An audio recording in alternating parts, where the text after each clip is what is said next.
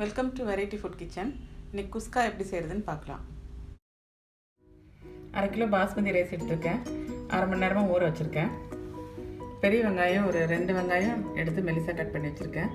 3 பச்சை மிளகாய் கீரி வச்சுருக்கேன். பூண்டு ஒரு 2 ஸ்பூன் எடுத்துருக்கேன் பேஸ்ட்டு. அதாவது இஞ்சும் 2 ஸ்பூன் பேஸ்ட் எடுத்து வச்சுருக்கேன். 4 ஏலக்காய், பட்டை சின்ன சின்ன துண்டாக ஒரு 6-7 துண்டு எடுத்திருக்கேன். ஒரு 10 கிராம்பு எடுத்திருக்கேன். ஒரு பிரியாணி இலை, அன்னாசி பூ 1 எடுத்திருக்கேன். ஜாதிக்காய் 1 எடுத்து வச்சுருக்கேன்.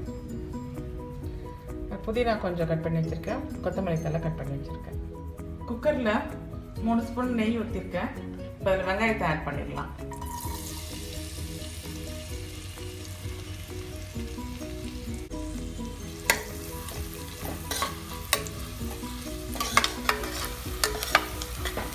வெங்காயம் நல்லா வதங்கிருச்சு.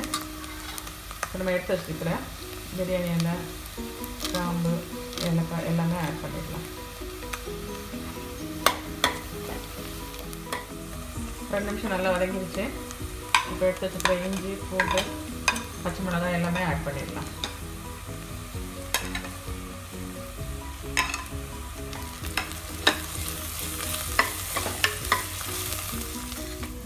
இஞ்சி பூண்டு நல்லா வதங்கிருச்சு. நம்ம கொத்தமல்லி புதினா 2 ஆட் பண்ணிடலாம். நல்லா வதங்கிருச்சு. நம்ம சாப்பாட்டுக்கு தண்ணி ஊற்றிடலாம். 1 டம்ளர் அரிசிக்கு 1 டம்ளர் தண்ணி கணக்கு.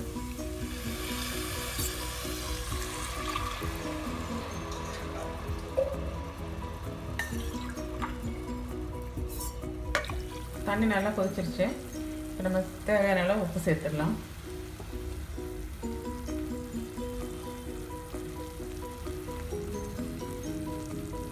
அரிசியும் சேர்த்துடலாம்.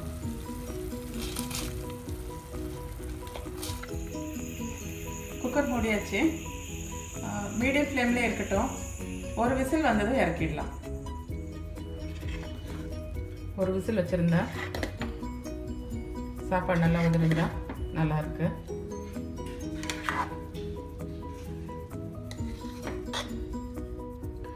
குஸ்கா ரெடி ஆகிடுச்சு. 1 ஸ்பூன் நெய் ஊற்றி இறக்கிடலாம். குஸ்கா கூட சிக்கன் குழம்பு, மட்டன் குழம்பு இதெல்லாம் பண்ணி குழம்பு ஊற்றி சாப்பிட்டா நல்லாயிருக்கும். அடுத்து வர வீடியோவில் சிக்கன் குழம்பு எப்படி செய்கிறதுன்ட்டு உங்களுக்கு அப்லோட் பண்ணுறேன். நீங்களும் ட்ரை பண்ணி பாருங்கள்.